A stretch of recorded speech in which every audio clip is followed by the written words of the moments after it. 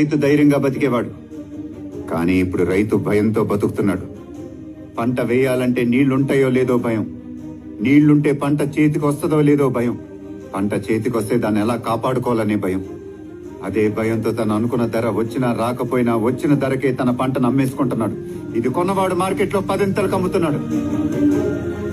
అంటే పండించేవాడు నష్టపోతున్నాడు, తినేవాడు అంటే మనం కూడా నష్టపోతున్నాం.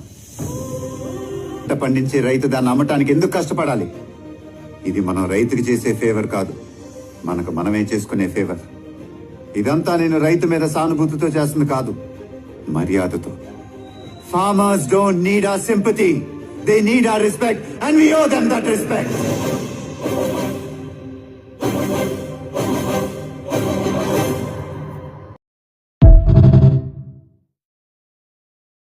రైతు ధైర్యంగా బతికేవాడు.